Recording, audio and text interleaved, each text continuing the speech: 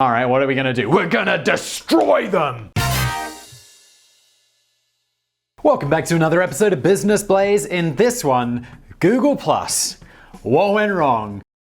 Anyone remember Google Plus? No? Don't care? Well, I'll try and make you care in this little video because it's actually an interesting reason why it went wrong, all of the kind of internal politics and just kind of generally being a bit of a piece of shit. Let's dive in. Thank you, Danny, by the way, for putting this together. Of all the many different social media platforms to have ever challenged Facebook for dominance over the years, Google Plus was the one that Mark Zuckerberg was sweating the most about. Really? By the year 2010, Facebook was the leading force on the social media graph, valued at $14 billion and attracting 500 million signups. It is impressive that Facebook has stuck around, because I remember there were a bunch of different social media platforms that kind of came and went, and now Facebook has been dominant for so long, and I mean, it doesn't look like it's going anywhere. In contrast, Google was the leading force in the knowledge graph and was a much bigger corporate entity in general, valued at $200 billion. While Google may technically have been the bigger of the two online giants and was pulling in stacks more advertising revenue, it was missing one crucial element that it was desperate to get its hands on: all that juicy personal data that Facebook was picking up every second from its 500 million users. Yeah, this is the thing on Facebook. It's like, yeah, I'm interested in this, and I'm in this group and that group, and it's like, okay, we're going to advertise all that stuff to you. Very powerful. Google announced that it was going to use all of its online power and marketing clout to launch a rival social media platform called Google+. Experts were tipping Google to kick Facebook off the social media graph altogether, and Facebook was running scared for a while. This all seems a bit ridiculous now, given like what we know about Google+ today, but here we are. But despite attracting 300 million users, really? I mean, I guess. I had a Google Plus account because I'm fairly sure like at some point they were like, you have to sign up for Google Plus or you can't, we're not going to let you see your emails. You're not going to be able to leave a YouTube comment unless you have Google Plus. So 300 million users, but come on. Who actually used it? Despite attracting 300 million users, Google Plus ended up running around in circles for years and ultimately became Google's biggest ever failure. So what exactly went wrong? Google Plus was actually meant to be fourth time lucky. Following 3 previous failed attempts at the company to launch a social media platform, you know they're bad when you've never even heard of them. Orkut, O-R-K-U-T, never even heard of it, had a small head start on Facebook when it first arrived on the scene in 2004, merely days before the launch of Zuckerberg's brainchild. Is it Zuckerberg or Zuckerberg?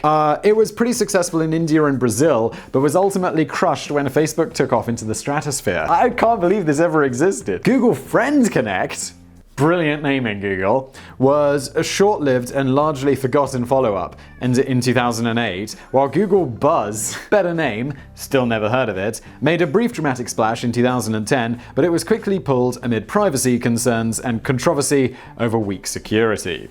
Indian-born businessman Vik Gundotra, was the driving force behind Google+. He first joined the company in 2007, and he quickly became concerned about the growing influence of Facebook and the power it could ultimately harness from the personal data it was amassing. Sounds like Vic was ahead of his time on that one. Another small concern was that Facebook was poaching more and more of Google's top employees. Rumor has it that Gundotra was constantly whispering in the ear of Google co-founder and CEO Larry Page about how Facebook would eventually destroy Google, until Page was frightened into action and put Gundotra in charge of developing Google+. From the very beginning, the mission statement was very clear. Google Plus was designed to defeat Facebook. Which sounds like a good idea. Like if I was at Google, I'd be like, all right, what are we gonna do? We're gonna destroy them! Because I don't know, Larry Page seems like a really mild-mannered chap, but just imagine him raging out. The service was launched to the world in 2011. As well as featuring all the usual stuff you'd expect from a social media platform, such as the ability to post updates and photos, multi-person messaging, and a group video chat service called Hangout, the platform had one very distinctive ingredient: the Google Plus Circles.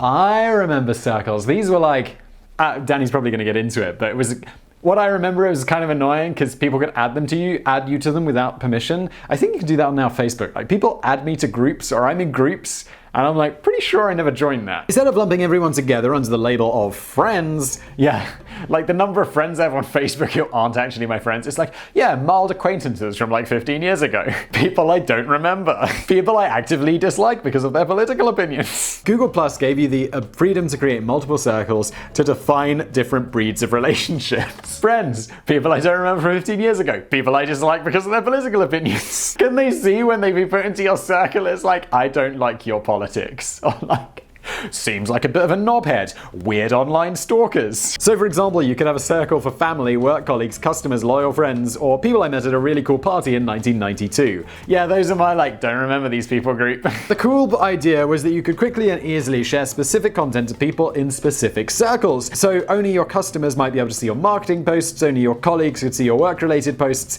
and there's no chance whatsoever that grandma will get to see that rude joke you posted about the nun in the window cleaner. This would be really useful. In fact, this is a great idea. I would like to see more things people have this. I'd like to have this on YouTube because I get a ton of recommendations. I'm like, what is this? Why am I being recommended a beauty routine? What are you saying about me, YouTube? One huge weapon that Google had in their armory was its ability to quickly generate new signups to their service by integrating it into other established Google services. You say that's a huge weapon, I say it's a huge pain in the ass. I just want to read my emails, Google. I don't want your Google+.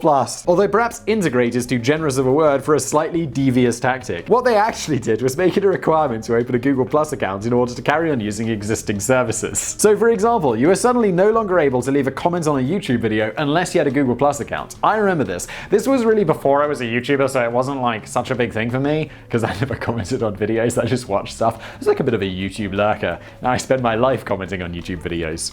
It became nearly impossible to register for a new Gmail account unless you'd actually signed up for Google+, and you were also aggressively pushed into getting a Google+ account whenever you tried to use services such as Google Maps, Google Play, and even Google Search. It's like, cinema times tonight. Would you like a Google+ account? No. Facebook was getting twitchy. Mark Zuckerberg apparently put into motion a company-wide lockdown, instructing all employees to drop anything else they were doing and working on and dedicate all their time to bringing Facebook's features in line with their new rival. But why haven't you done that, Facebook? To be fair, I don't really know. I don't really use Facebook. And figures for Google Plus were looking good, rapidly attracting 25 million new users in the first month alone. Yeah, that's what happens when they don't let you use Gmail, dude. The platform went on to achieve a peak of nearly 300 million users. So far, this sounds like a massive success story, so what was the problem? I think we might have already covered this. Well, the small issue was centered around the fact that nobody was really using it. Back in 2012, it was revealed that users were spending an average of 7.5 hours per month on Facebook. I feel that's probably low today, even though that's a lot of hours. What is that? My maths is terrible. 20 minutes a day? I feel people spend more than 20 minutes a day on Facebook these days. In stark contrast, users are spending on average just 3 minutes per month on Google+. That's embarrassing. You have it, but you never use it. Towards the very end of the line, when Google announced the closure of the platform, the company admitted that 90% of users spent less than 5 seconds per session on Google+, and that over 80% and 90% of Google+ profiles were completely empty. Of course they were. And 5 seconds per session, that's oh, I clicked on Google Plus again. It's like Bing. The only reason people use Bing is to search for Google. I've got a video on Business Place all about Bing. Super interesting, super entertaining story. I'll link to it below. When Google closed the doors, I'm checking my watch because I gotta go to the dentist. When Google closed its doors for good in April 2019, much of the official blame for the closure was pinned on a controversial security flaw, which apparently gave developers potential access to personal data of hundreds of millions of users, although there was no evidence to suggest that it's ever been abused. Just admit it, Google, it sucked. Why share this information about people using it for 5 seconds and then be like, no, it was a security flaw. It was great. Everyone loved it. It's okay, Google. We love you anyway. I have to say that because YouTube's owned by Google. As John Oliver would say, it's my business daddy. While this may have been the trigger or the final nail in the coffin, the writing had already been on the wall for years. The fact is that hundreds of millions of users were not spending any time on this miserable ghost town of a platform. So what was the reason behind Google's failure to encourage their huge audience into actually using Google+? That's true. If they made it really good, you can get me to sign up. I'm not going to be all pissed off about it. In a nutshell, the real flaw goes back to its original mission statement. Google+ was designed to defeat Facebook. Not enough thought was put into providing a fresh and exciting online social experience that the audience might need or enjoy. It was all based on the company's fear of getting overtaken by the competition. The platform may have been pulling in big numbers, 5-second view times, Danny, but very few people were actually choosing to sign up for Google+. Okay, sign up numbers. Yeah, when I started this, it was 500 million, 300 million, Facebook to Google+. I was like, no way. And then you're like, oh yeah. It was often just a byproduct of using other Google services like Gmail or YouTube. So the majority of those hundreds of millions of users have been press-ganged into signing up for something that they'd never asked for in the first place. It's like getting the new computer with Microsoft and you have to use Bing. Those who did take the time to check out Google Plus weren't really experiencing anything new or distinctive from any other social media platform. The circles may have seemed innovative, but a lot of people just didn't get along with them and it was a fairly flawed concept anyway. The problem with the circles is that they only really worked one way. Whereas Facebook groups encouraged a sense of community and users could exclusively share content with anyone in that group, the Google circles were very insular. Only the individual user knew who was in each circle they had created. That's smart though.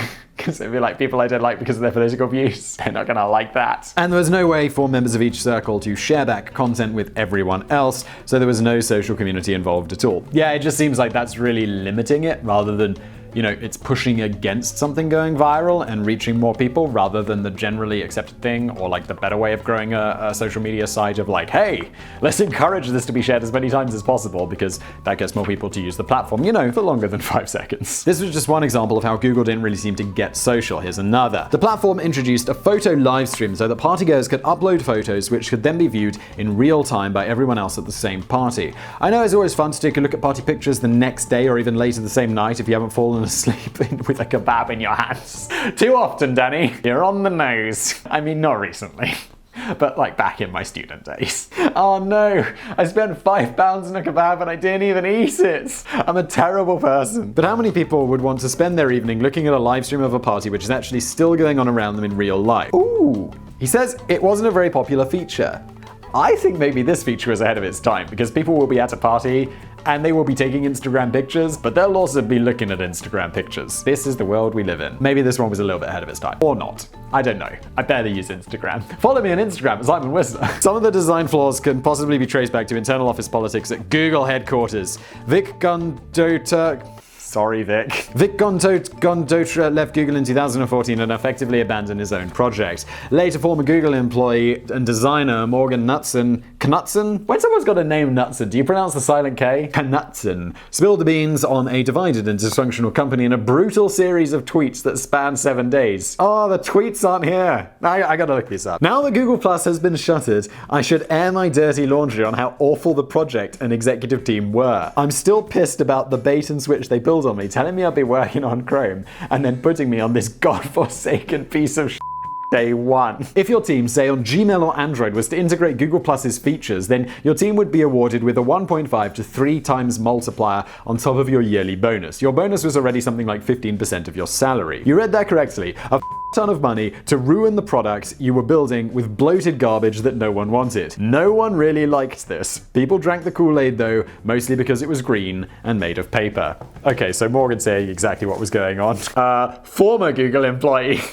I wonder why. According to Knudsen, every team worked separately on their own part of the project without any knowledge whatsoever of what the other teams were doing. There was no sense of unity and no grand vision for the project as a whole, just a bunch of individual teams following a vague directive to win the race at all costs.